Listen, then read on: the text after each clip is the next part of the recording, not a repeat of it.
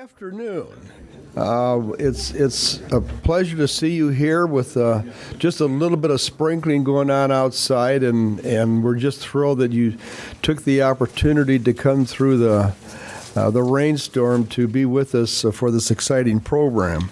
I'm Don Manzullo, the President and CEO of Korea Economic Institute, and it's my pleasure to welcome all of you here for today's discussion on North Korean sanctions. Prior to joining KEI, I served as a member of the House of Representatives, and for 20 years I was there. I was always on an Asia subcommittee on foreign affairs and had the opportunity to chair the Asia subcommittee my last term in Congress. And during my time there, now, let's see, that goes back 20 years ago, or 25 years ago, there's always been a big issue, as you know, with what's going on in North Korea. And it probably was one of the biggest challenges that my colleagues and I faced, as North Korea continues to be one of the most pressing concerns for the United States and the international community. We're pleased this afternoon to have organized this afternoon's panel with such distinguished guests. Each of the presentations you'll hear today is based off individual papers the speakers are currently writing for KEI. These will be combined with papers from two other panels KEI organized at this year's International Studies Association Conference, as well as with the papers from our panel at the same time next week on U.S.-Korea economic relations under new leadership. I guess under U.S. new leadership, and then under future new, or I guess that's correct, leadership for the ROK. The end product will be this year's edition of our joint U.S.-Korea Academic Studies publication, which will be released in the coming months. The panel of these papers would not be possible without the leadership of Gil Rosman, Musgrave Professor of Sociology Emeritus at Princeton University. Gil always brings a unique view of the world, not through the eyes of an economist or a politician or a businessman, but through the eyes of people. Thus, his background is in studying people and national identity, and very rare do you get somebody with that type of insight. Gil, we are blessed and honored to have you lead up this program, and thank you for all the hard work that you continue to pour into it. I'm now happy to turn things over to our moderator, KEI Senior Director for Congressional Affairs and Trade, Troy Stangerum, who will introduce our panelists.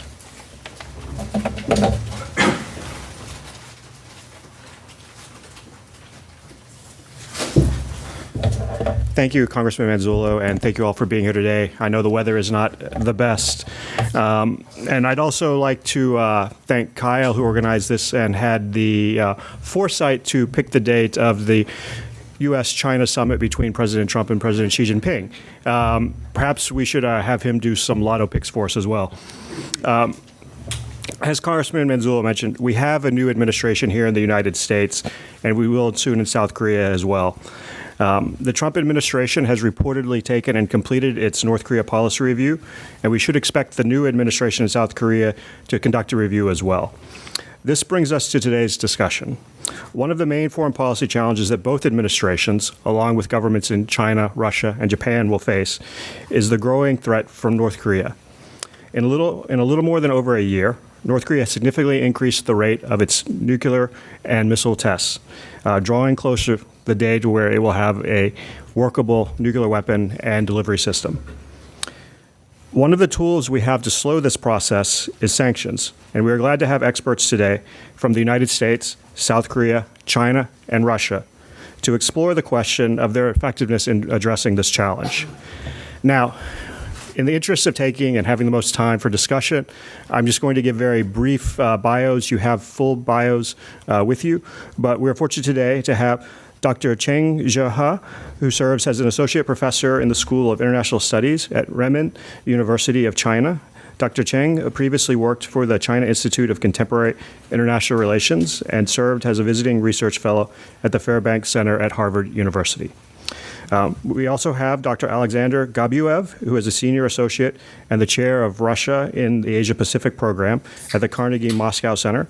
His research is focused on Russia's policy towards East Asia and the Southeast Asia, political and ideological trends in China, and China's relations with its neighbors, especially in Central Asia. We also have Dr. Kim Jong-un, who currently is serving as a senior research fellow at the Korea Export-Import Bank of Korea, to which the ROK government's Inter-Korean Cooperation Fund has been entrusted since 1981.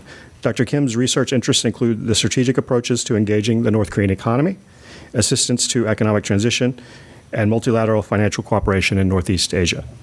Lastly, we have Dr. Jim Walsh, who is a senior research associate at the Massachusetts Institute of Technology's Security Studies program. Dr. Walsh's research and writings focus on international security, and in particular, the topics of nuclear weapons in the Middle East and East Asia. He is also one of a handful of Americans who has traveled to both Iran and North Korea for talks about their nuclear programs. With that, I will turn it over to Dr. Kim. Thank you.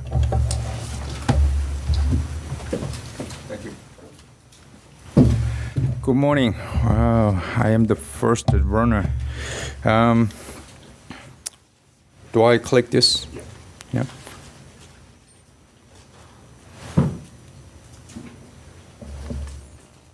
Okay. Yeah, there you go. Thank you.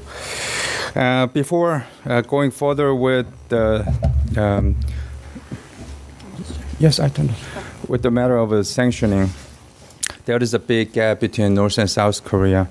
And as a Korean perspective, Koreans should consider the cascading effect of pushing North Korea to a corner, because North and South Korea are independent actors in global politics, but they are closely connected, and South Korea must think of future consequences of current behavior towards North Korea. Well, the current task for South Korea is to stop North Korea from doing bad behavior, but there is another task to narrow the big gap between North and South in terms of economy.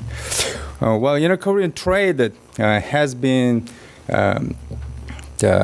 continually growing, particularly since 2000. But in the course of sanctioning, with higher level, the inter-Korean trade stopped suddenly last year, and this kind of a record is a part of the history. And South Korea has been active in aiding North Korea, but the South Korean civil society first began the aiding North Korea, but around 2004, the South Korean government began to take the initiative in aiding North Korea, because at that time, South Korean government launched many business projects with the North, and it was a government-led cooperation project that replaced civil society-centered activities. Well, this is a track record of inter-Korean Cooperation Fund usage. Well, looks complicated, but the financial usage depended on the political conditions, and the graph doesn't exactly say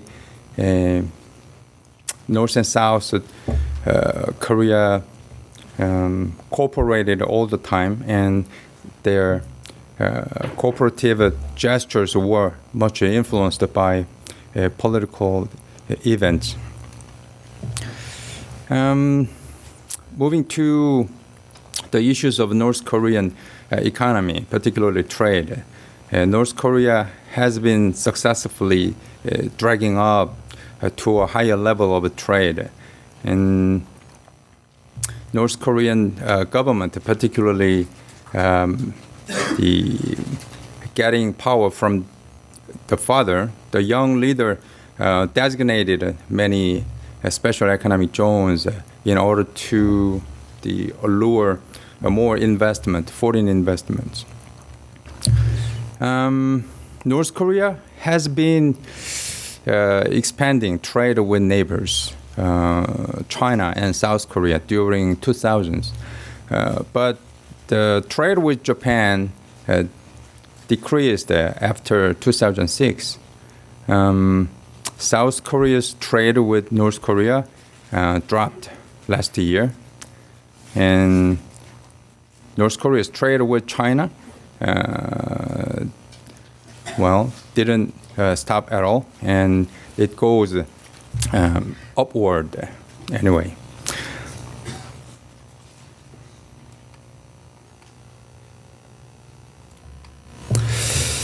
Well, when we talk about sanctions against North Korea, and we particularly when we focus on their effectiveness, we need to think of the purposes of sanctions. Because North Korea began to develop nuclear weapons that were not agreed by the international community, the outsiders began to sanction and increase the level of the sanctions. And North Korea didn't stop, and they declared that they reached the final stage of interballistic missile and nuclear weapons. So, in that sense, outsiders' sanctions failed. But on the other hand, when we zoom in with different perspective and different focus, for the time being, sanctions bothered North Korea in many ways, and particularly in economic terms. The planned economy, this is to function, and the Kim Jong-un regime allowed the Changmadang, the market economy, to thrive instead. In that sense, sanctions made indirect influence over North Korean economy, and that provides side effects over North Korea's politics. I already mentioned the increasing volume of North Korea-China trade. When we talk about sanctions, well, some critics attack the Chinese side, that China has been the big loophole to international sanctions against North Korea. With the data, yeah, it is true. China has been active in engaging the North Korean economy, and supported North Korean economic activities despite the sanctions. But we need to think of the flip side of that kind of economic relations. And I don't want to designate a particular country as our the enemy, but each individual countries that have their own interests, and they interact in various ways. And China has been managing the crisis that might be triggered by North Korean the economic pitfall. So in the sense, we need to have a second thought of sanctions. I wanted to touch two more issues.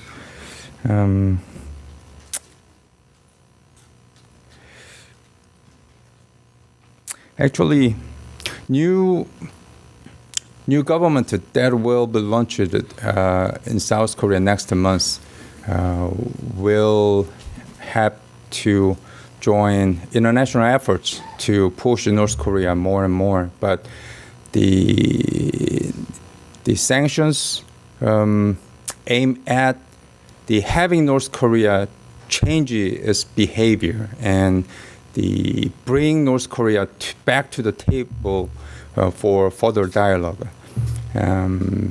Not only the increased level of sanctions, pressure, but also other types of measures influencing North Korea should be considered.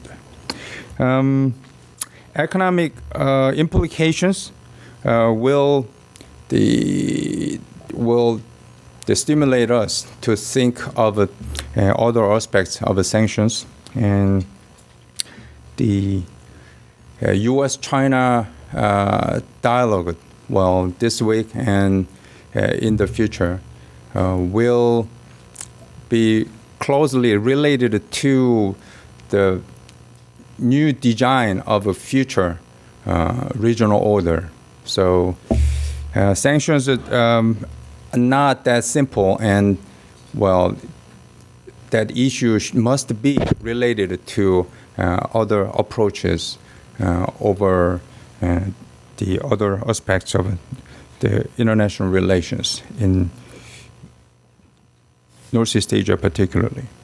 Let me finish my presentation here, and then I will come back to the issues specifically. Yeah, thank you for listening. And thank you for Kay for the invitations for the third time.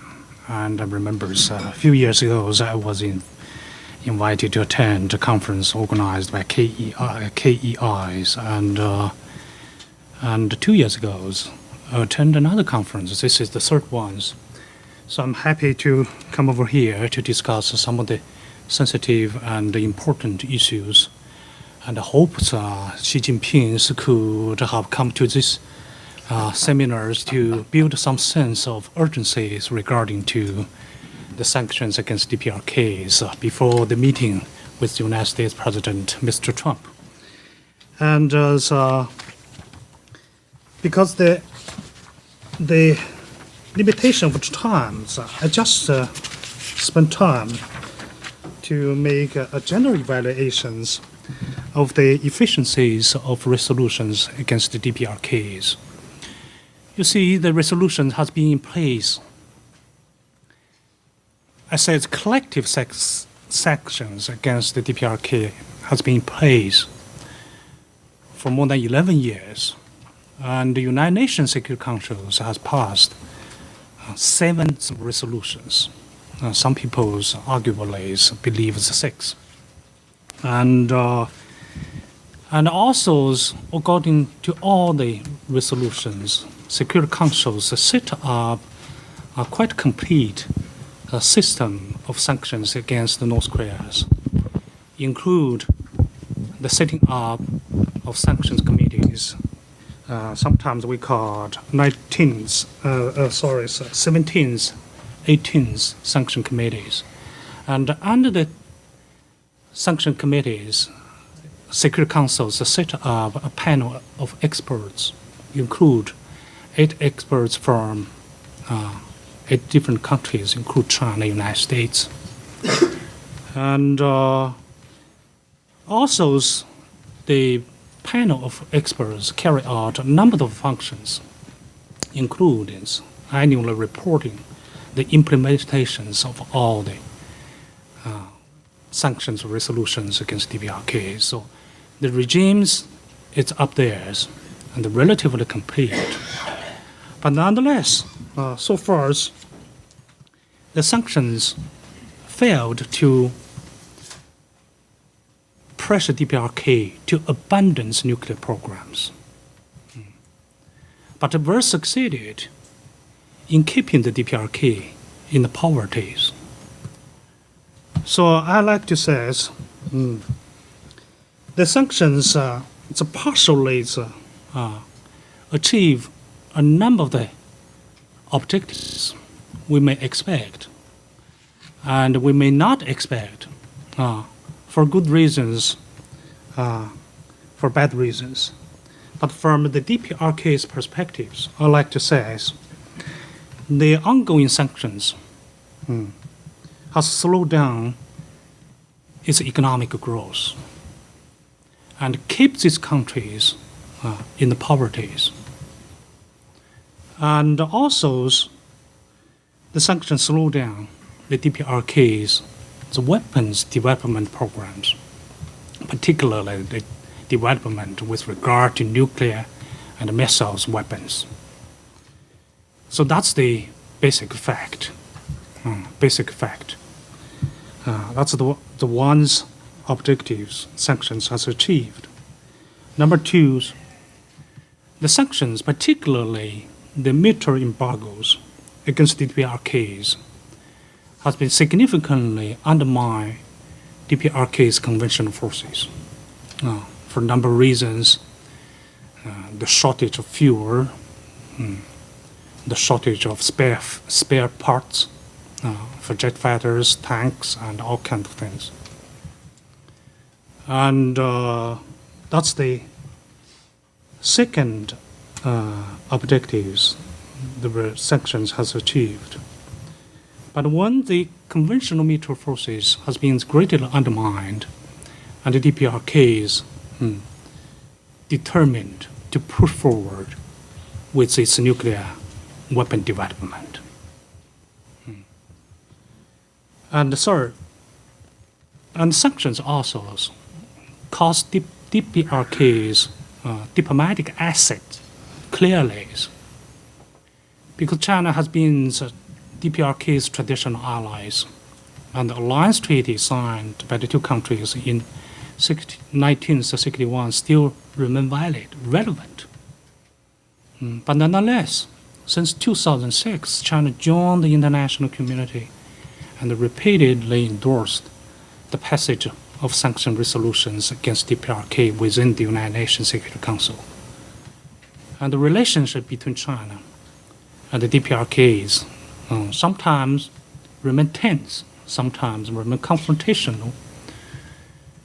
But nonetheless, more and more Chinese peoples began to realize that DPRK is a liability rather than a traditional a geopolitical asset. So the sanctions undermines the DPRK's diplomatic standings and hurts these countries diplomatically badly. And last but not least, the sanctions also deal the serious blow to DPRK's senior leaders' mentalities or psychological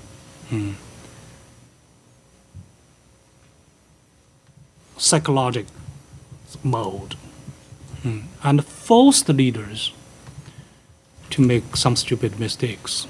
Otherwise, the leaders may have felt comfortable to deal with the external pressures in various rational and piecemeal fashions. So on one hand, the sanctions achieve a number of the objectives we may expect. But from the DPRK's perspectives, the sanctions also achieve a number of the objectives, and these countries' leaders desperately needed. Number one, the sanctions serve as a rallying cry for the DPRK's leader to consolidate his power base. He used all kinds of external threat, all kinds of external sanctions to rally peoples behind him. And these young leaders with significant less ruling experience and less well prepared for his leadership now succeeded, passing the most dangerous period of time. And this year, he would enter the 6th year of his rule in the North Korea. And the sanctions help him And second, from DPRK's perspective, is good things. Because once Kim Jong-un's formulate so-called Beijing's lines, simultaneous promote economic and nuclear developments, and how to develop its economic. And there's a number of ways. Number one is to promote trade with the outside world. But such a kind of efforts have been greatly undermined by the sanctions. So DPRK's leader has to turn inward to implement so-called changes, in Chinese terms, reforms. So in the past few years, we have witnessed the DPRK's leaders has introduced a number of the measures, particularly introduced free market elements into its economies. And the long-stalled economic growth shows some sign of vitality.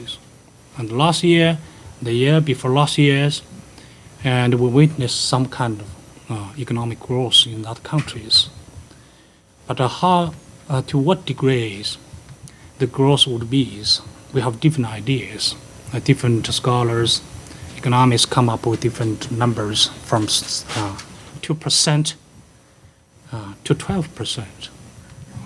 But one thing for sure, economic growth in other countries did take place in the couple of years. So that's the result. We are lessly expected. DPRK's leaders could do some things within its territory to improve the economic situations. So that's the one things I like to share with you guys. But also I like to share why the efficiencies of the sanctions against DPRK has been undermined for a number of reasons. Number one is international communities could not speak in one voice and act in concert against the DPRKs. Since 2006, the major powers include the United States, China, Russia, Japan, South Koreans, form some kind of implicit united front against DPRK in an attempt to persuade other countries not going nuclear. But such a kind of united front has been uneasy, and there were a lot of the infightings taking place between China and the United States, and China, the ROK, and the United States and the ROKs. Even today, it's very difficult days for China and the United States to forge some common ground against DPRKs if the DPRK conducts its nuclear test and missile test. And the recent passage of resolutions, Security Council resolution, take a much longer time. The delayed passage of the resolutions demonstrate the deep-seated cleavage between China and the United States in their approaches to DPRK's nuclear and missile provocations. So that's one of the reasons. And the second, it has something to do with the DPRKs. DPRK has built a slew of skills to evade international sanctions. Because sanctions is not alien to North Korea. And the United States imposed unilateral sanctions against other countries more than half centuries ago. And such a kind of unilateral sanctions can still remain in place. And in a couple of weeks, the United States Congress passed 3 resolutions in attempt to enhance sanctions against DPRKs. And also the United States government is considering the second sanctions against third countries, individuals, and entities. So the DPRK is not alien to such a kind of sanctions.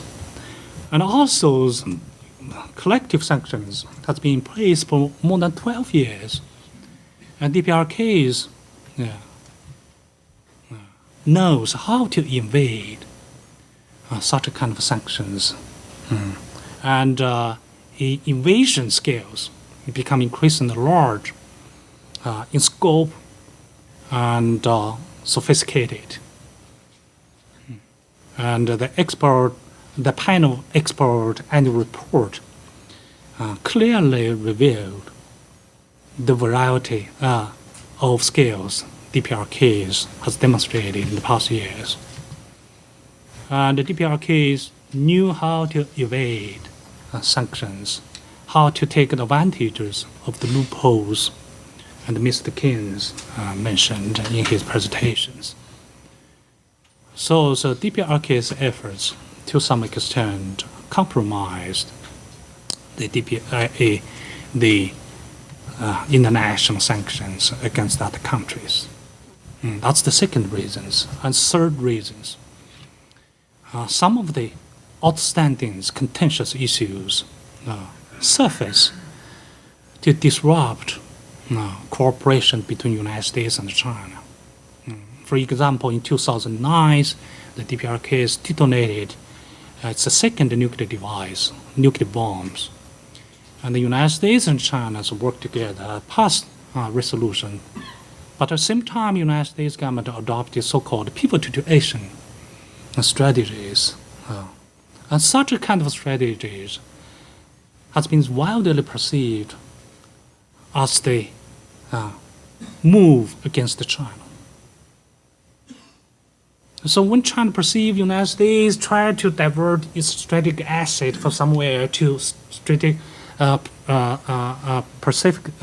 Asian Pacific regions, and China's passion to cooperate with the United States and some other country to punch the DPRK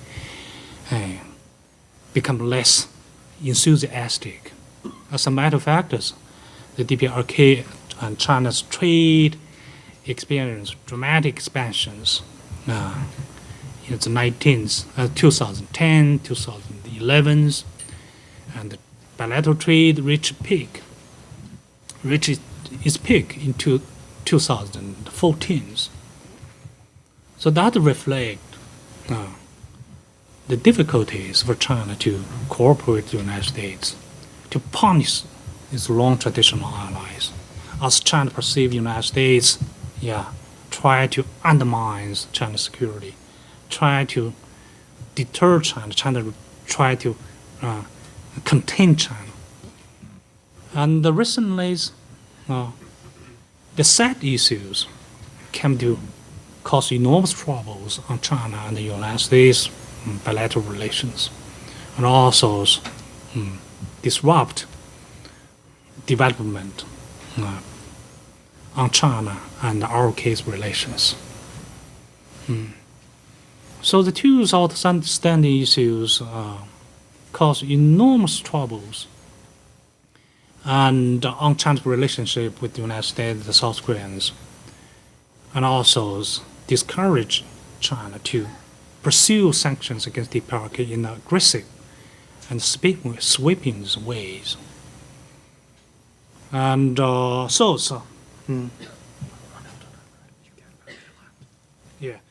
running out of time, but I'd like to draw my conclusions. Number one, the sanctions really bite DPRKs and keep these countries in poverty and slow down the weapon development, nuclear weapon development. And second, and the punishment of the DPRKs certainly hurt the North Korea's ordinary peoples, but such a kind of punishment has not effectively transformed into some kind of resentment among the ordinary North Korean peoples against its leaders. And third, the sanctions itself could not push DPRK to abandon its nuclear and missile programs.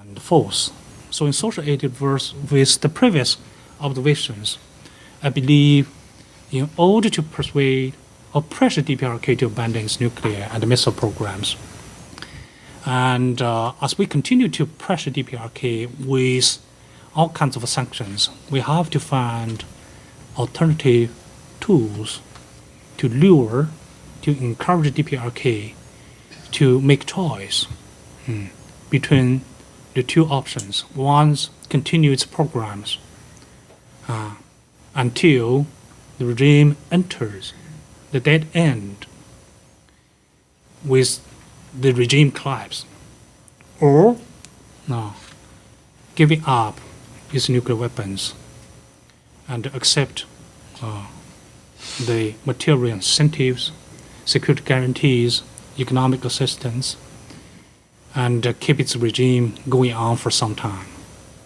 I'm going to stop here, so thank you for your patience. Thank you, Dr. Chang. Dr. Gabuv? Thank you so much for coming on this super rainy day to talk about a serious, non-super entertaining topic. I'll try to be really brief.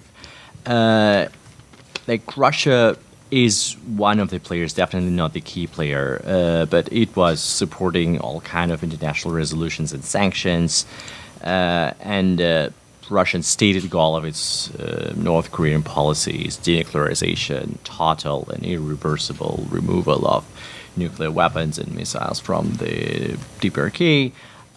Let's check these claims and statements against the reality and the real motivations. This part of the study has been based on my recent interviews with the Russian officials, both in the MFA and in the other parts of Russian government, as well as with some experts advising the government. So what are the key Russian national interests around DPRK nuclear issue? I would name 4. One is the nuclear security.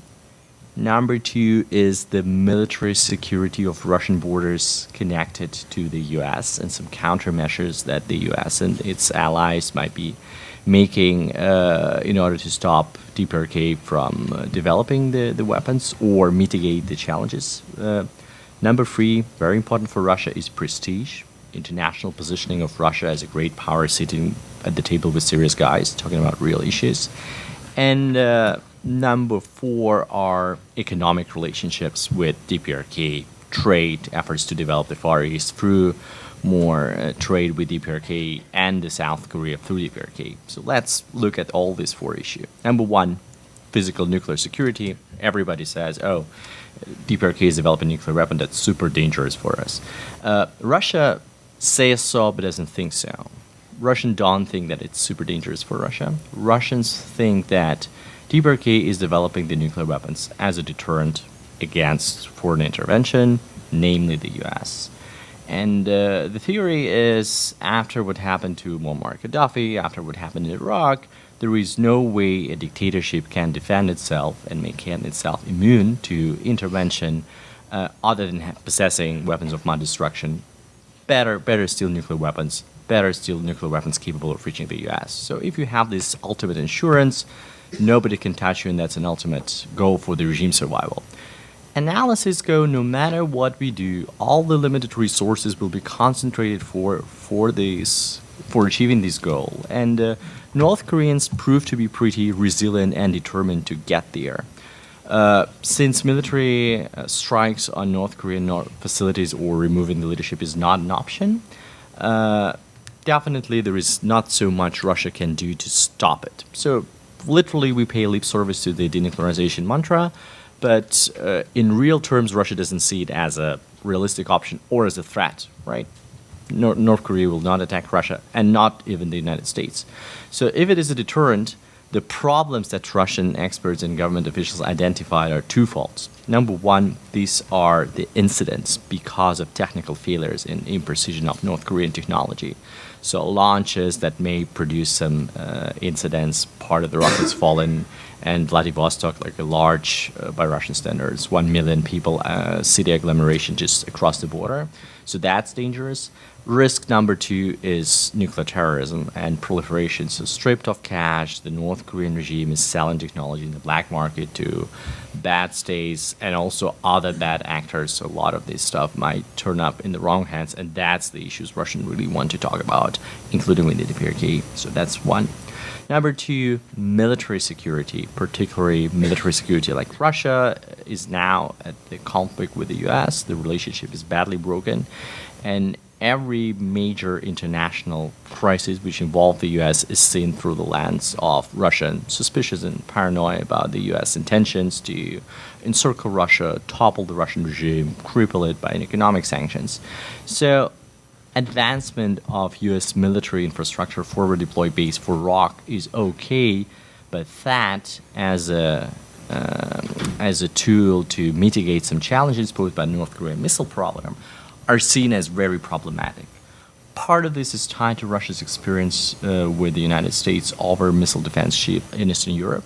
Russia sees this as a super counterproductive, hostile. We may go later into details about that, but that's the understanding. So this is part of the global missile defense shield that the United States is building, which will ultimately, not now, but maybe 10, 15, 20 years down the road, will deny Russia its strategic advantage, will influence the strategic balance, and put Russia in a more vulnerable position. That's, by the way, the narrative that Russia, through President Putin, is pitching actively to President Xi Jinping, and Xi Jinping seems to be a very receptive listener. Right, so if we can do something which prevents THAAD from being deployed or THAAD from being boosted, that's something good. And economic sanctions here are part of this toolkit. Number three, prestige.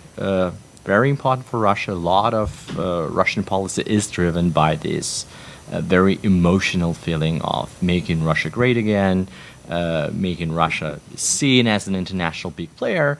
And here, economic sanctions through the UN, where Russia is one of the permanent Security Council member, is a perfect spot. Like Russia loves this crisis because it is sitting at a table with everyone. It is important in passing or non-passing resolutions, and that's all going through the UN system. So unilateral sanctions are something Russia hates.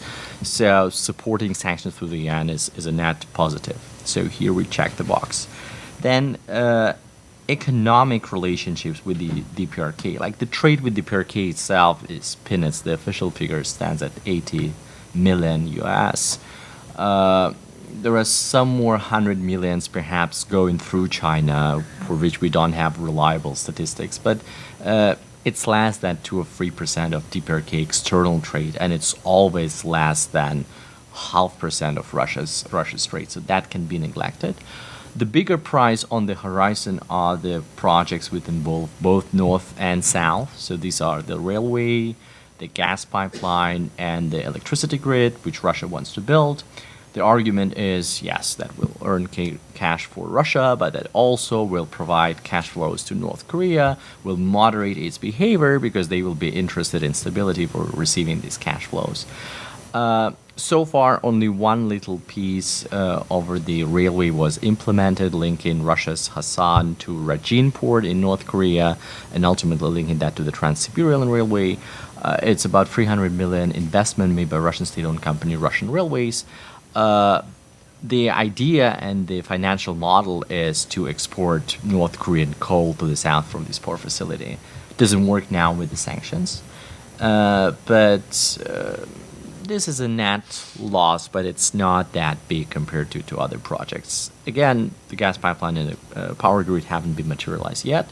There was a very big activism by Russian Minister of Development of the Russian Far East, Alexander Galushka, who is chairman of the Intergovernmental Commission with DPRK, to do some miraculous projects of building 3,000 kilometers of railway in North Korea, and then make a North Korean guarantee that Russia gets preferential access to its natural resources deposits, and that's how Russia returns its 25 billion investment. But that's all not happening, doesn't sound as realistic. So the economic piece is very limited, both as leverage against North Korea and also as something which keeps Moscow interested. So after checking all these four boxes, we find that actually the sanctions are good only for prestige, right? All other free areas it's either directly hurts them, like on the economy side, or doesn't influence this much. So why is Moscow then supporting the sanctions and doing what it's doing? Also, another piece on why Moscow doesn't think that the sanctions are efficient is totally agree with my Chinese colleagues. The dominating estimate in Russia about the state of the North Korean economy that yes, as backward as it is and as much the North Korean regime is denying itself the opportunity to grow the economy by being sanctioned, the problem is that we can see signs of considerable economic growth ranged by very conservative Russian estimates by 4% GDP annually through some China-style market reforms. And that's really enough to keep the population happy. You see advances in the military program, in the missile program, nuclear tests. You see some advancement in the economy and livelihood of the people. So regime is pretty stable and resilient. That's one. B, I think Russia has now allergy for unilateral economic sanctions in general as a toolkit after the sanctions have been introduced against Russia. But also the flip side is Russia's economy is in terrible shape in general because of the dependence on oil. But the sanctions did a miraculous trick to the balance of the banking system, that Russians have really repaid a lot of foreign debt, and that's been substituted by the debt which is held by the state-owned banks. So actually Putin and the Kremlin and the Russian government is in much firmer control of the Russian financial system than it used to be pre-Crimea. And also ban on technology sale has spurred some very baby steps in import substitution and the diversification of the economy. But that's visible, particularly if you are a Moscow government official staying in Moscow. So, for example, the market for steaks, beef steaks, we banned imports from the United States and Europe. Now it's only several big farms owned allegedly by some government official. But these are pretty good steaks. So people importing beef from the U.S., they grew the cattle, and the taste is okay. Right, so these are the signs that Russians say, okay, maybe by sanctioning them, we push them to do some modernization, import substitution, and they can do some more. So it's not efficient. Why Russia is supporting this? Prestige, something done through UN where Russia is at the table, is seen as much more preferable option than unilateral sanctions. B, all other options which are on the table, if Russia blocks the economic sanctions in the UN, are much worse, which includes unilateral sanctions, which includes military options, which includes US covert operations. So Russia would be better off by playing ball and kicking the can of the sanctions down the road. Last point is Russia's interests in North Korea are not that big, since Russia doesn't see it as an imminent threat and the economic interests are not there. So it thinks that it can side with China and follows China lead most of the time, since China shares Russia's paranoia about the US, since China is as much worried as Russia about the regime collapse and flows of refugees, like all the ramifications of the sudden major events about Kim dynasty in North Korea, and China has a lot of leverage compared to Russia. So China is a very comfortable partner for Russia to side with and follow in China's steps. Does Russia have more creative options? They have some very crazy options, which say the problem is not only the DPRK nuclear problem, but the general failure of Northeast Asia to create security architecture. So let's borrow the template from their security architecture that Russia has helped to create in Europe during the Cold War with the US. So these are treaty-based guarantees for arms balance, including nuclear, but also conventional, and organization like OEC-based structure, like which would include DPRK, US, Russia, China, Japan, and maybe ASEAN countries. So this is pitched by Russia as an ultimate solution to the root cause of the problem. I don't think that this is a viable option. Russia was pitching this for at least 7 years now with no success. Shows you how realistic that is. But if you are looking for some creative thinking in Moscow, that's a wrong place to look. Let's turn to the US. Well, that was good. Thank you. Do you have a paper? I'd like to get a paper if you have one. Well, good afternoon, friends. Let me get organized here. I want to begin by thanking KEI and especially Gil and Kyle for their support as I've written this paper. And I especially want to thank our distinguished panelists because I know if it was just me, I wouldn't show up to hear me talk with all the weather outside. So I assume you are all here to listen to this distinguished panel, or your North Korea groupies. I see some familiar faces here, and I think some of you just can't help yourselves despite the weather. My paper is deeply influenced by the study that John Park and I conducted, in which we interviewed North Korean defectors, North Korean state trading company managers who defected to South Korea. And the state trading companies are the entities whose job is to get around sanctions, to engage in procurement both of licit and illicit goods.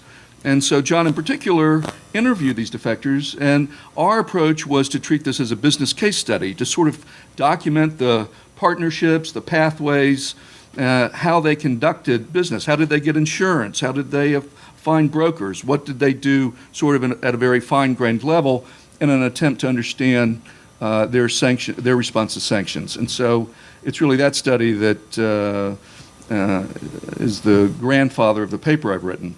The paper proceeds in a couple of different parts. I start with asking the more general question, as all social scientists want to do. We want to put this in some sort of research context. So I ask, before addressing the specific question of whether sanctions have had an impact on the DPRK, I ask, what do we know about sanctions in general? And what has the research literature told us about sanctions on North Korea up to this point? And the literature on sanctions in general is a mixed one. You have a sort of battle of the case studies. Advocates for sanctions will say, look, it worked with South Africa, it worked with Iran. Others will point to Cuba or other cases where sanctions failed to achieve their goals. The large N studies that sort of look at lots and lots of cases. This is a very messy business in social science because very few of these cases are the same. You know, different countries in different situations with different stakes. But it comes out sort of saying sanctions work about 20% of the time. I saw Gary Huffbauer at an event yesterday from the Peterson Institute. He's sort of one of the fathers of sanctions research, and he's still sticking by his 20% figure that in the rough, sanctions work about 20% of the time. That means they fail 80% of the time. Now, you have to compare that to your other policy alternatives. You know, 20% might be a good number if you compare it to what your alternatives are. But in general, sanctions are a useful but a rather modest policy instrument that only work in combination in a larger political strategy that makes use of other foreign policy tools. They're not going to solve any problem by themselves. And I think particularly absent negotiation or diplomacy, which creates sort of a political handshake and an agreement. Now, with respect to North Korean sanctions in particular, there are, I think, 4 schools of thought that really aren't contradictory. They just have different emphases. One is we could be doing more. You see Josh Stanton and the FDD crowd saying we should be sanctioning North Korea. You guys who think that sanctions have maxed out on North Korea are mistaken. We aren't doing half of what we did against Iran. We need to have more sanctions. That's one school of thought. But they don't claim that sanctions are working. They just say that we could do more. There's another group that emphasizes problems of implementation. Obviously, the UN Panel of Experts reports are the leading source on that, and the most recent report continues to document the difficulties in getting member states to fulfill their obligations and the other problems attendant with that. Some would point to structural issues. You know, North Korea is just a lucky country geographically. Now, the U.S. is a very lucky country. We are bordered by 2 big oceans and 2 weak, friendly neighbors. Pretty good. Others, not so good. You know, the example I give is Poland, caught between Germany and Russia historically. Not a good draw. North Korea got a pretty good draw. They're sitting astride the major economy that is has been the fastest growing economy in the world. You know, if you're going to be poor and isolated, better next to be to a country that's really, really rich. You can't help but get some overflow from that insulates you from sanctions and other things that are happening. So I think there are a set of structural issues. And then there is the problem that John and I focus on, which is evasion. You know, in the military world, they always say the enemy gets a vote.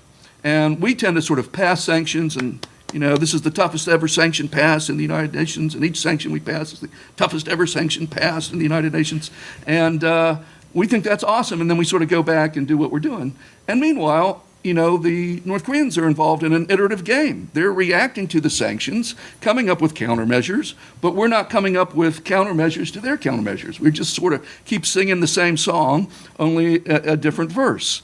And so they've managed to sort of get around them all, and we have not really focused on how we would respond to their countermeasures.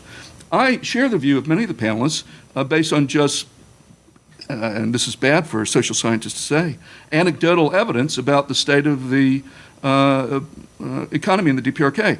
I was in the DPRK in 2005. I have seen lots of North Koreans since then in other capitals, but I was in DPRK in 2005. When I was there were no cars on the streets. There were women in traditional garb who were the equivalent of traffic lights to direct traffic, but there was no traffic to direct. And the buildings were unfinished. There was a big storm one day. It knocked trees to the ground. Elderly women and men in uniforms were out gathering sticks as quickly as possible to use for firewood. You know, this is the capital of the country. This is happening. So that's 2005. What do we see today? We see there's cars on the road. There are even traffic jams. There are grocery stores. There are restaurants open. A Russian colleague once told me that the North Koreans have taken, the young elites have taken to celebrating Valentine's Day, where they buy chocolates for their sweethearts. The point is, and you even saw it on that map, that sort of iconic picture of North Korea at night. Well, the earlier version of that, North Korea was completely dark. And the picture that you showed, Pyongyang, was lit up. And so I think for elites, things have gotten better, not worse. Those in Pyongyang, they're doing better, not worse. The folks in the countryside, not so much.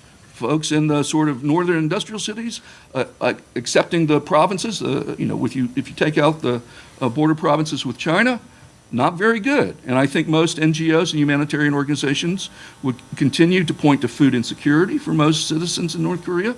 And people who work on TB and other health issues continue to be very concerned about what's happening there. But if you're part of the family or part of the elite, you're doing better rather than worse. And so you would have to say that in general, the news is not very good.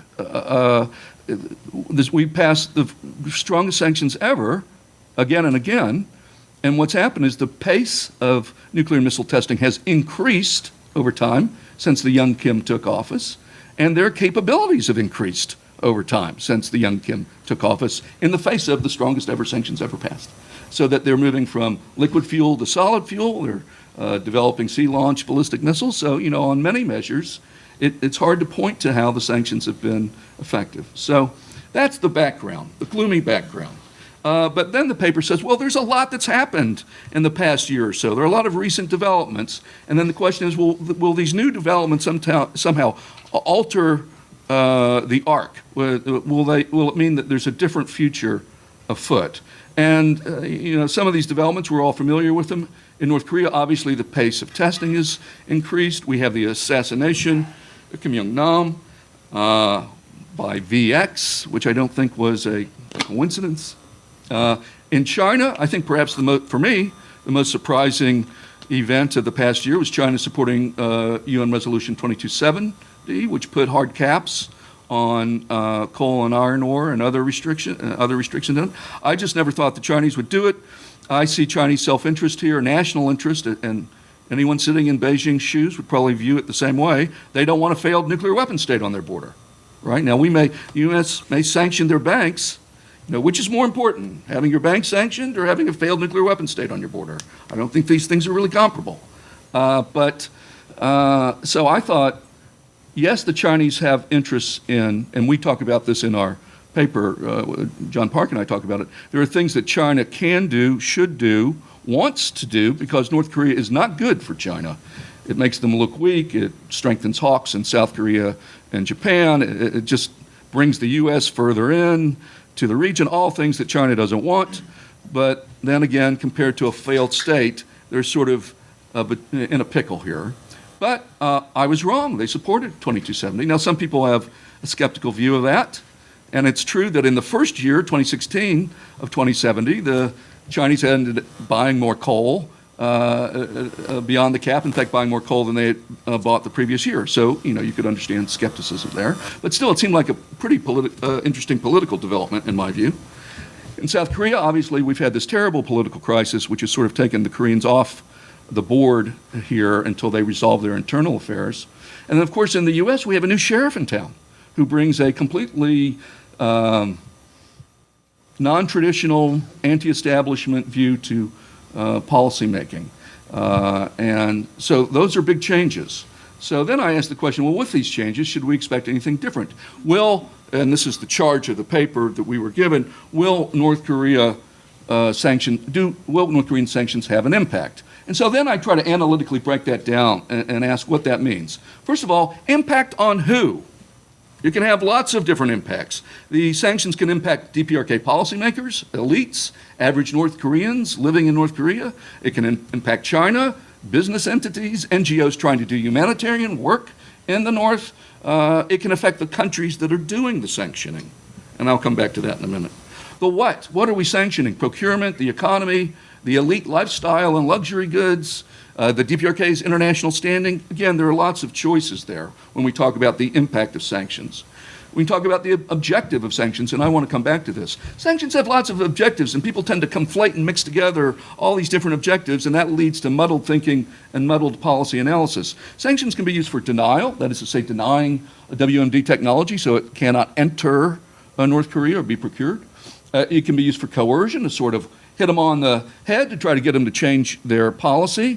It can be used for bargaining, that once you're in a negotiation, you trade your sanctions for concessions on the part of the other side. It can be used for plain old punishment. And I sense, at least in some quarters in South Korea and some quarters in Japan, there's just sort of a punishment thing to this, that North Korea is bad and it deserves to be punished, from sort of a normative standpoint, separate from any sort of policy objective. And then regime change. There are some people who have regime change as a objective in the U.S. I would not say that it's widespread, but there are people who have that. So when we talk about sanctions impact, I think we have to distinguish who we're talking about, what we're talking about, what's being sanctioned, and what the objective is, and then what the outcome we seek. Is it that we want to slow or halt the weapons program? Is it that we want to reduce human rights abuses? Is it that we want the release of foreign detainees? These are all very different things, and you would act differently depending on what your objective is.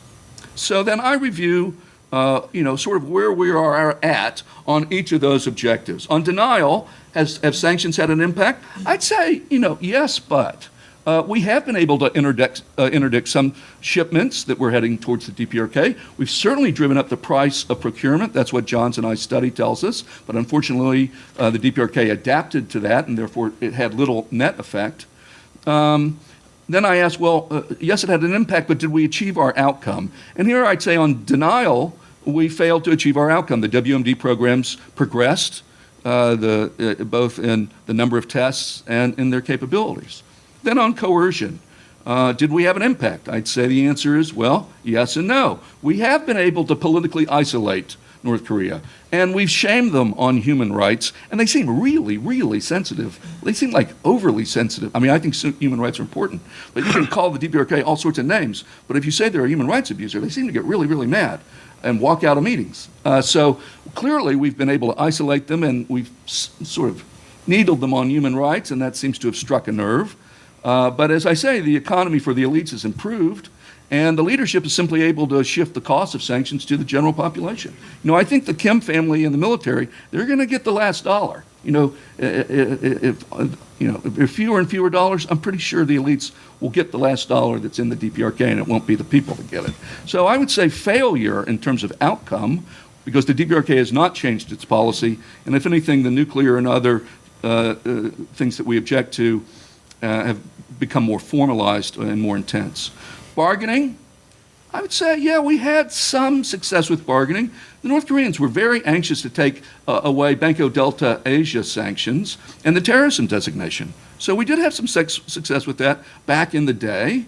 And they did, engage in some agreements that involved inducements and sanctions relief, such as the much unfairly maligned agreed framework. So, yeah, there's been some bargaining. But again, in terms of outcomes, I'd say we've had success and failure. We've had agreements, they have worked for some number of years, and then they've fallen apart. Punishment, it's just hard to know whether we've punished them. Has the cost of some luxury goods gone up? Probably. We've restricted their travel. How big a deal is that? I don't know. And on regime change, I don't see any evidence that sanctions have, fostered a domestic political opposition or somehow brought the regime closer to falling apart. This is a country that survived a famine, after all. Let me take another couple of minutes, if I may, Mr. Chair, just to wrap up. I will say that I'm concerned when we talk about impact of sanctions, on the impact not only on the DPRK but on others. I am concerned about the humanitarian aspect here, because the government will shift the costs to the general population. And we have a report from the UNDP out of Pyongyang, reported by AP, 2 weeks ago, that sort of began to call the alarm about the impact that sanctions might have on average citizens in North Korea. I don't have any confidence that if we turn up the dial 2 notches on sanction pressure, the policymakers are going to can be confident they'll get 2 notches rather than 10 in the impact. I don't think we have that sort of fine-grained control. So far we haven't gotten much impact at all, but you just don't, with a country as opaque as North Korea, you don't know what's the point where things start to go badly, at least for the local population. I also think sanctions have an impact on us, the sanctioning parties. It affects the politics of it. I think sanctions have, the tantalizing promise of sanctions has made us reluctant to invoke diplomacy and to get serious about diplomacy. So I think it's had inadvertent negative effects on our own policymaking. And so sanctions the impacts are not only about the target country, the country being targeted. Finally, I was asked, I think quite ironically, to present the view from Washington. I'm sure Washington doesn't want me to present the view from Washington. So I present a view from Washington and one from Cambridge. And the one from Washington is rather stylized and partly tongue-in-cheek. So let me just read that piece and then I'll conclude. This is my sense of the view in Washington. In general, they believe that the DPRK's leadership is aggressive and perhaps even irrational, and the North might attack the U.S. and is looking to retake the South. They believe that missile defenses may protect us and our allies, and as the North is an evil regime, and it is, the U.S. should not negotiate it. If we were to negotiate, Pyongyang would cheat. Indeed, the agreed framework was a disaster that proves you cannot talk to the DPRK. Yes, South Korea is an important ally, but this is really about the U.S. and the United States. And when it comes to sanctions, the Washington consensus is sanctions are good, sanctions aren't working, we need more sanctions. And there is a general and strong preference for coercion despite its lousy record. And of course, this is all China's fault. The Chinese could solve this if they really wanted to, but they don't because Beijing and Pyongyang are pals. And since China's not helping, we should threaten them, sharpen their choices, as some people say. And if that means ringing them with missiles or sanctioning their banks, so be it. After all, once we pressure them, they will want to cooperate with us, even as we pursue THAAD, contest the South China Sea, and threaten tariffs. Now that's a little exaggerated, but it's not that exaggerated. And since I finished the paper, except for footnotes, the North Korea Policy Review has come out, and I have been able to find out something about that, and they did look at a wide range of options. They ruled out the military option, and what they've settled on, I am told, is a policy called extreme pressure and engagement. And frankly, I think that's a win for that policy review because it wasn't clear to me that and engagement, as weak or modest as that might be, was going to end up in the same line as extreme pressure.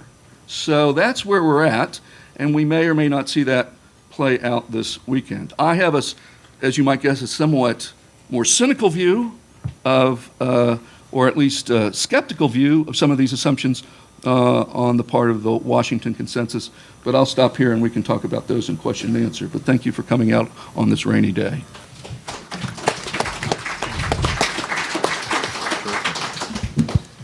Thank you. And before I open it up to questions, there's a couple of questions that I have for the panel. And I guess since we're talking about sharpening things, Dr. Walsh, I'd like to maybe sharpen some of what you said. It wasn't sharp enough? Well, maybe sharp's the right term, but redefine. Okay, fair. So, you talked about the 5 potential objectives: denial, coercion, regime change, bargaining, and punishment. I guess my question would be and for the rest of the panel, feel free to jump in if you have a different perspective. But when we think about setting aside maybe what we say publicly about the purpose of sanctions, but what we're actually doing with what we've done, I think, because clearly in the different UN sanctions, we've prohibited certain nuclear technologies, so we're clearly going after denial. Yes, absolutely. There are clear efforts, I think you could say, to simply, punish North Korea. So I think you can do that. My question would be since we're talking about how effective the sanctions are, if our goal ultimately is to basically coerce them into changing course, when do you think we began using sanctions for coercion? Do you think we've been doing that all along? Do you think that's a more recent change? I guess, in other words, how long have we been using coercion, and therefore maybe how effective has it been? Yeah. I think the U.S. is addicted to coercion as the sort of first policy option, and I think we've always tried to coerce them. Now, we've had other things going on too. We've at different points, different administrations, Republican and Democratic, all administrations have used coercion. Some have used coercion and diplomacy. Some have used coercion, diplomacy, and other tools. But going back from Banco Delta Asia on, I think we've always felt that if we put pressure, they're a small little country. In the words of Dick Cheney, you don't negotiate with evil, you defeat it. And so I see there's a new biopic coming out, by the way, of Dick Cheney. I want to see that. But I think that coercion has been a central piece from the very beginning. Okay. All right. Yes. Yeah, I'm going to jump in. And you see, the resolutions, sanction resolutions, were mainly designed for achieves 2 major purposes. Number one, to punish the DPRK for its wrongdoing, for its violation of United Nations Security Council resolutions. So it's a sort of one important purpose, to punish these countries. And second, I think it's a kind of forward-looking purpose, to persuade or pressure the DPRK to change its course. So on the first point, I think it's succeeded. Punish these countries and make these countries people's miserables, leader miserables, whatever. And but for others purposes, I think it's a little bit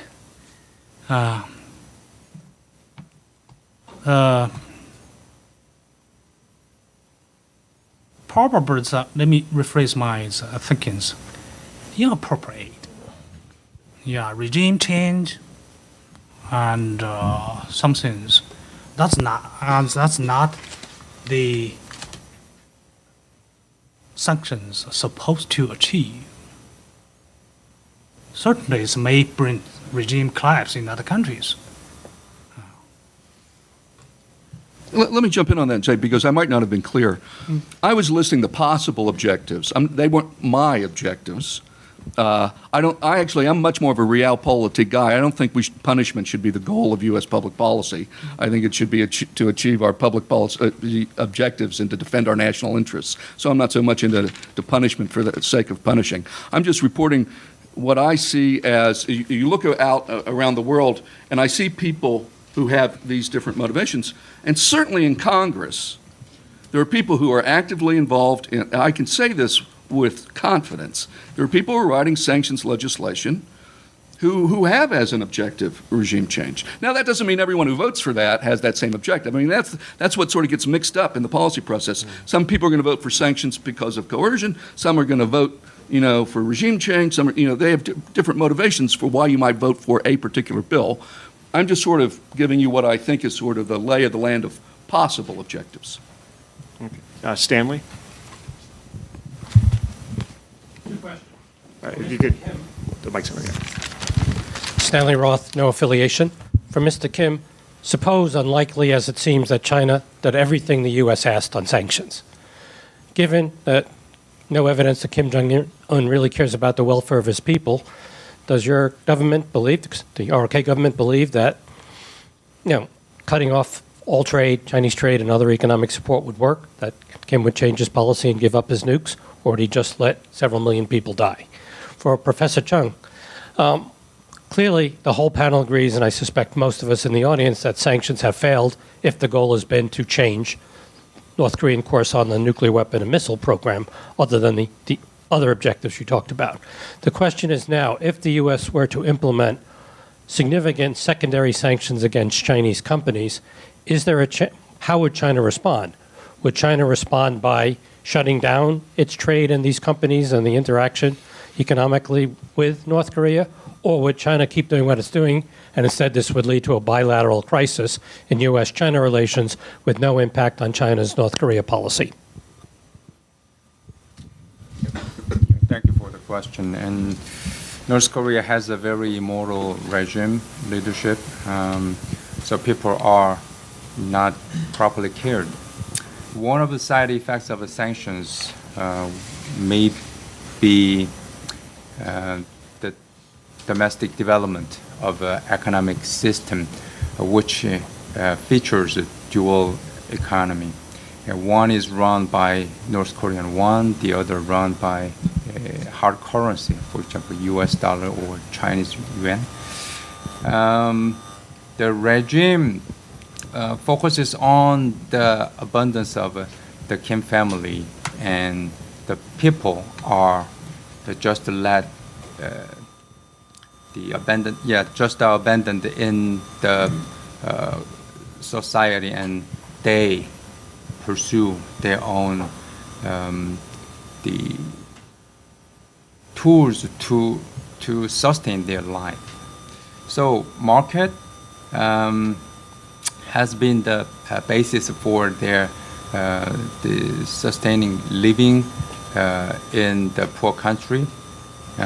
Because of sanctioning, the regime didn't care much about the people, and the people got the opportunities to do their own business by learning from the Chinese or others, and they developed their own the modus operandi. Another side effect may be the increase of North Korean dependency on China, Chinese economy or Chinese diplomacy. So there are many issues that we should discuss at the same time. But back to your question. There are dual aspects. Yeah. And sorry, sir, I have to answer the questions. Good questions. As a matter of fact, it's practical questions, and the Chinese company need to think about it in various ways. And in fact, the United States government imposed second sanctions against a number of the Chinese individuals and entities. That's not news.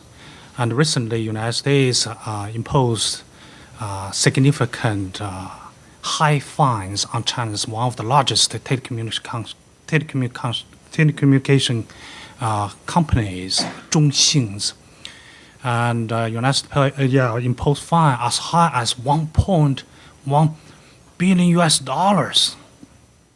But so far, you see, the Chinese government exercises extreme self-restrained and did not respond in kind. But if I think it's like if the United States continue to impose secondary sanctions against Chinese individuals, I think it's individuals fines. But for Chinese entities, particularly some of the China's leading state-owned enterprises, would cause enormous problems on China and the United States relations. But I personally don't want the conflict between international communities and versus North Korea. It's transformed into some kind of crisis between China and the United States. But I think it's on the one hand, China could tolerate some kind of sanctions if the sanctions is not significant, as the United States did a couple of weeks ago.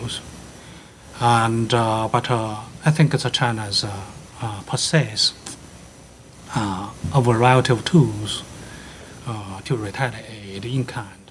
So that's will pose tremendous risk to the bilateral relations between the most important countries on the earth. Stop here. Yes, Dr. Kim?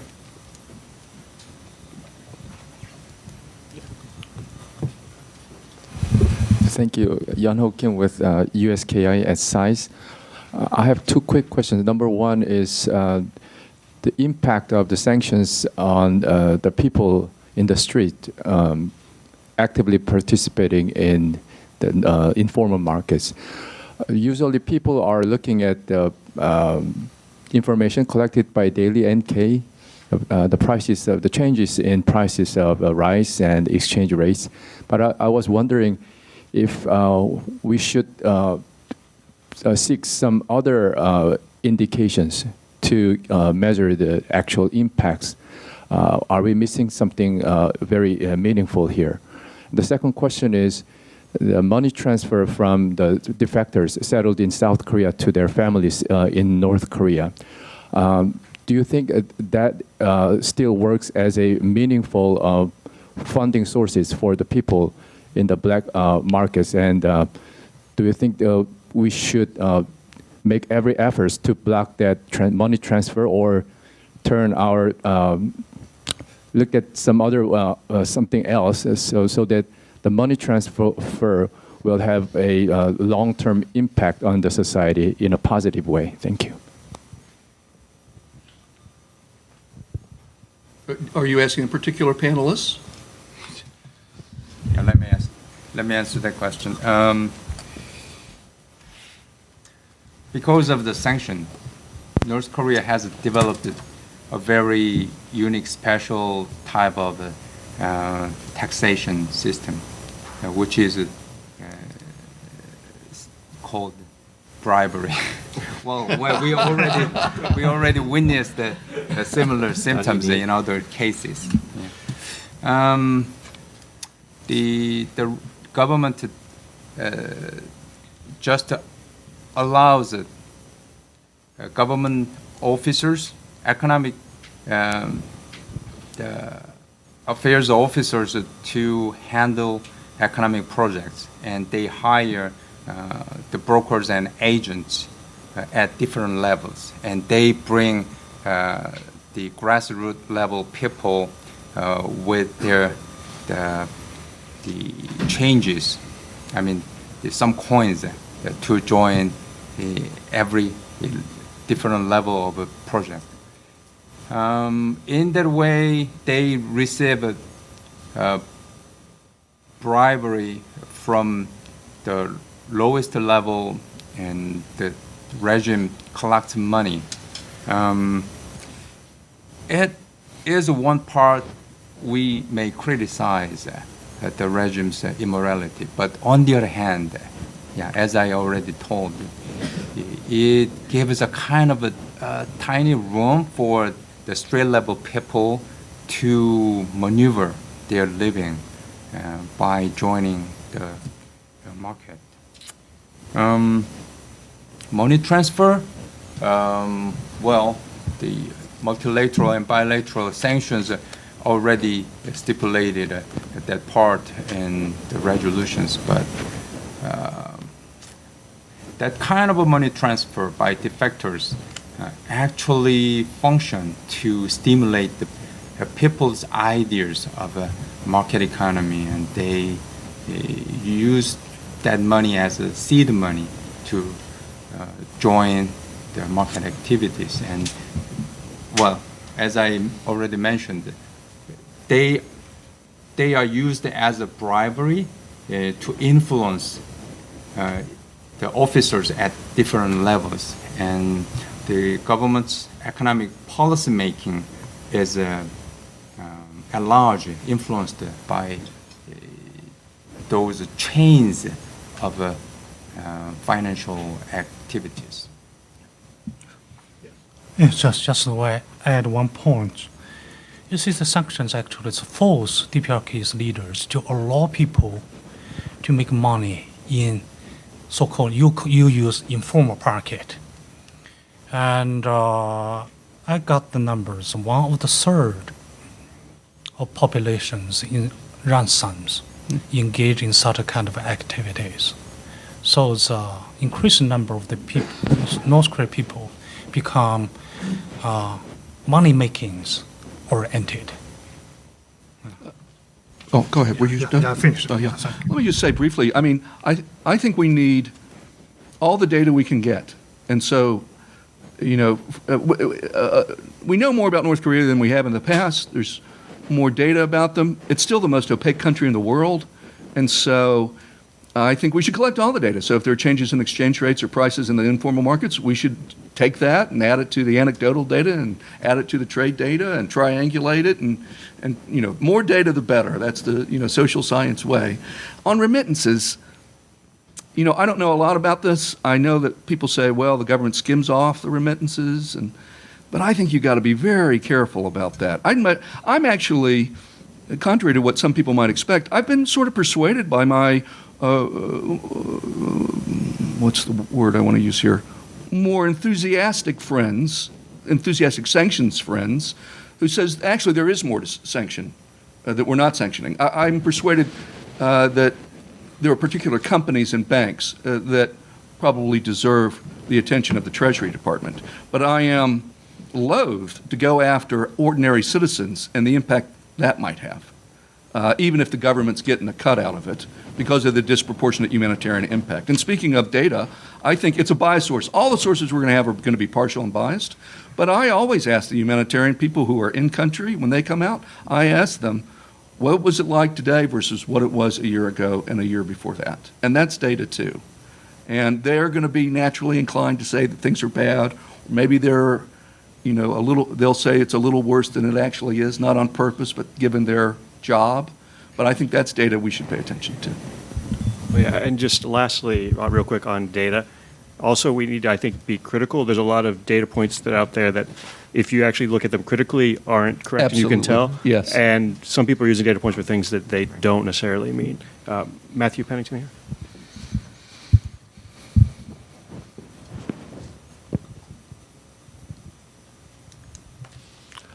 Thanks a lot. Matthew Pennington from AP.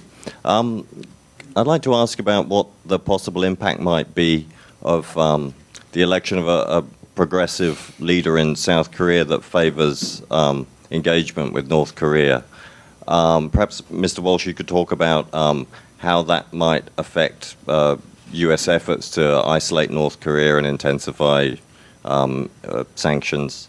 And perhaps Mr. Gabuv and Mr. Chang, you could talk about the view from Russia and China on what the impact of a pro-engagement government in South Korea might have.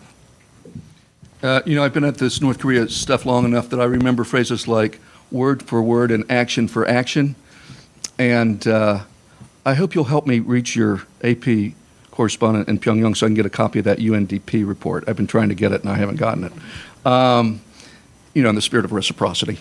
As to your question, I mean, the first answer I would give is the answer I always have the most confidence in. I don't know.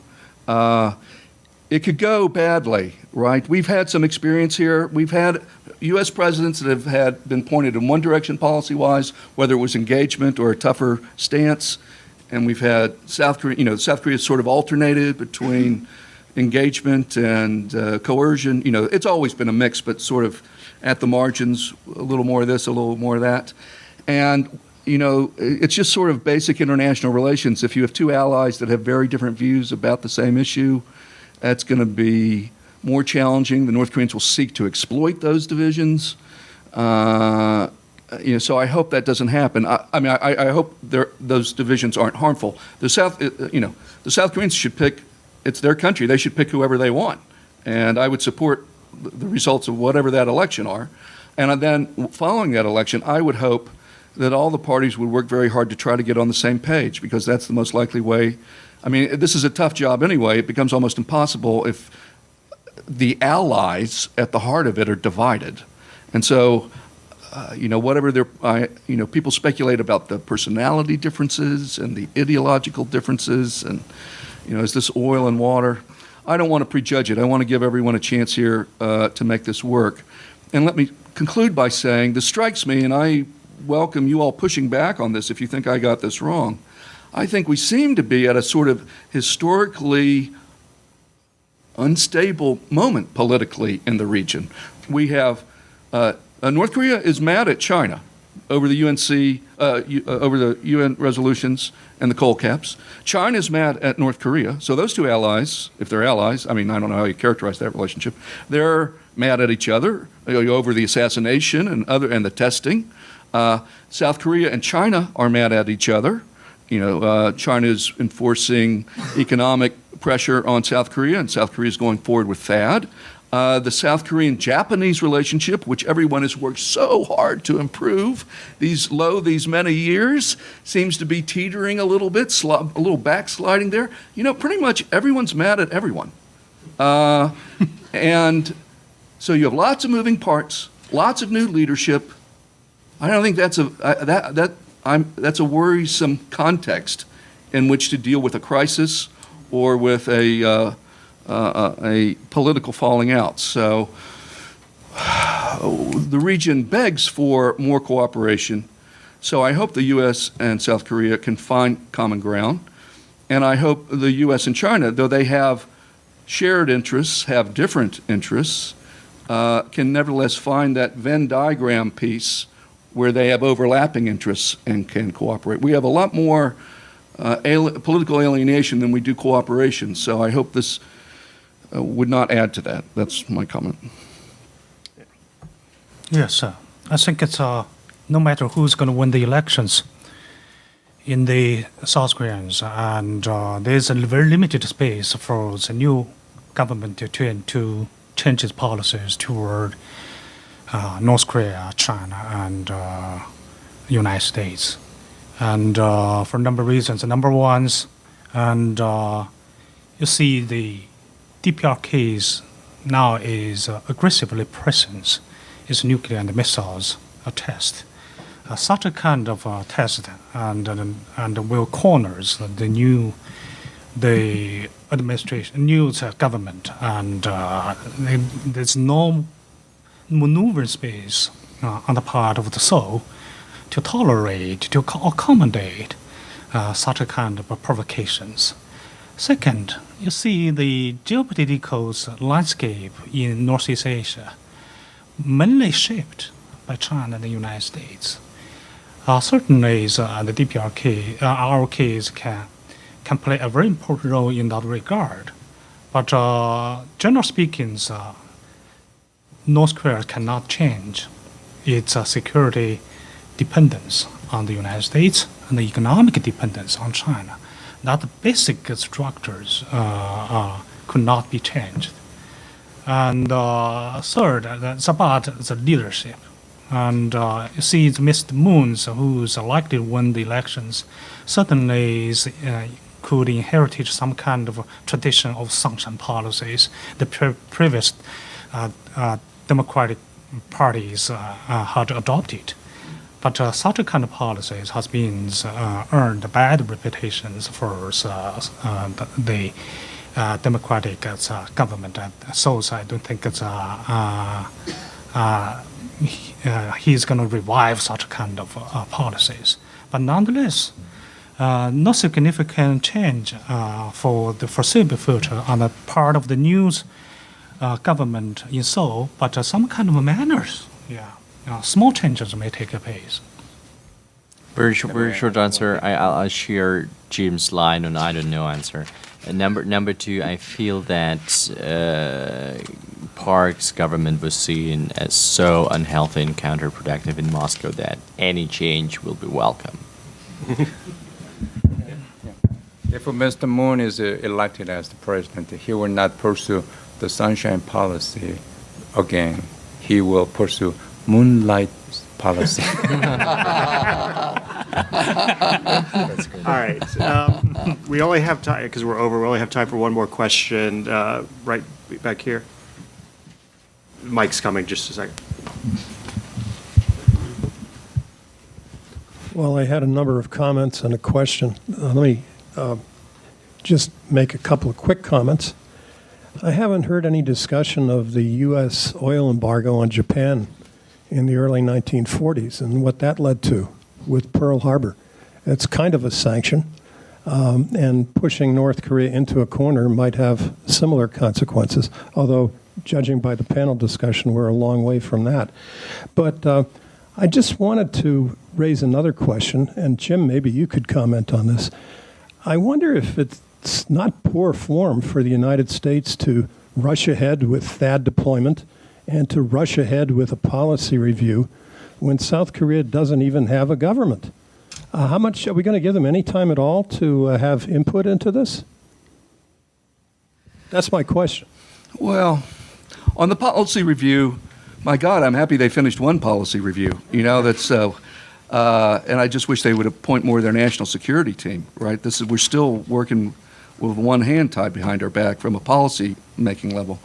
I think it's okay that they did a policy review as long as it's sort of open to adjustment based on consultation with our allies. But I do agree, and I say this, and this is controversial, and people don't like it, but that was not ally reassurance.